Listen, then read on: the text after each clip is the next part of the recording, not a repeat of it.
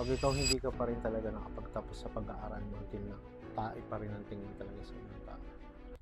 What's up mga kuys? So, real talk muna tayo ngayon mga kuys. Nakakalungkot lang isipin na hanggang ngayon pala, 2025 na, pag ikaw hindi ka pa rin talaga nakapagtapos sa pag-aaral mo until na tae pa rin ang tingin talaga sa ibang tao. Real talk lang, real talk. Ako proud high school graduate ako mga kuys. Bobo din kasi ako eh. Tamad ako mag-aral. Pero it doesn't mean na wala kang pwedeng ang gawin maganda sa buhay mo. Kung hindi mo na kayang ayusin yung buhay mo, kamot high school graduate ka lang. Huwag mo mamalitin sarili mo. Kuys. Nakakalungkot lang talaga isipin. Dito sa Pilipinas, pag nag-apply ka ng trabaho sa minimum wage na ibibigay sa'yo, hahanapan ka pa ng degree. Kailangan tapos ka ng college. Yun yung nakakalungkot dito sa atin sa Pilipinas, mga kuys. Kaya ako, pagkatapos ko ng high school, nagtrabaho na ako agad, mga kuys. So, anong gusto kong sabihin, mga kuys? Napaka-unfair lang na ako na-reach ko na yung edad ko ngayon. Ginawa ko lahat ng makakaya ko para ayusin yung buhay ko. Kumiwas ako sa mga bisyo. Although dati naninigarilyo ko, pero never ako tumikim ng mga pinagbabawal. So hindi ko nababanggitin kung ano yung mga basta yung mga bawal. Naging usap-usapan din kasi, lalo na sa circulation ng pamilya na pag hindi ka pala talaga nag-aaral, wala kang bilang. Alam mo yun, hanggang dyan ka na lang. Yan ang magiging tingin nila lagi sa'yo. Disclaimer lang mga kuys. So hindi ko naman sinasabi na huwag kayong mag-aral, na gumaya kayo sa akin. Ang gusto ko lang sabihin ngayon, yung mga dinanas natin sa buhay natin before, sa kung ano ka ngayon, kung ano yung magiging kalabasan ng buhay mo ngayon, parte lang yun. So may mga maling choices tayo na nagawa before, o decision, lalo na nung kabataan natin. Pero hindi mo pwedeng i-judge yung sarili mo dahil lang sa nakaraan mo. Ang importante kung ano yung ginagawa mo ngayon para iayos yung buhay mo. Nakatapos ka man, good for you. O hindi ka man nakatapos, huwag kang mawawala ng pag-asa. Dahil sa pagninegosyo, guys, ako na magsasabi sa'yo, walang degree tinitignan dyan.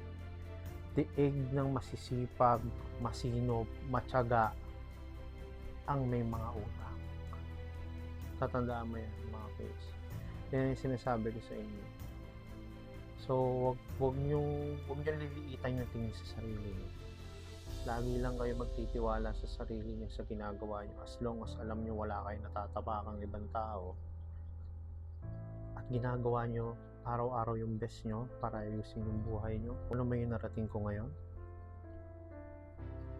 Actually, pag binabalikan ko yung naging buhay ko ngayon, marami na sayang ako. Totoo yun. Pero mas pinili ko pa rin kasing ayusin yung buhay ko. Actually, real talk. Maraming nakapagtapos ng pag-aaral. Pero hanggang ngayon, kung di nakasandal sa magulang, paalamunin o walang mga trabaho. Real talk lang. Real talk lang tayo dito mga boys. So,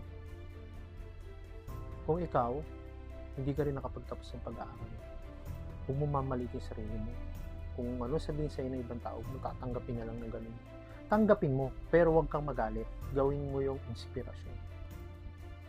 Na alam mo sa sarili mo, darating yung araw, hindi mo na kailangan magsalita. Yung achievements mo na nakikita nila,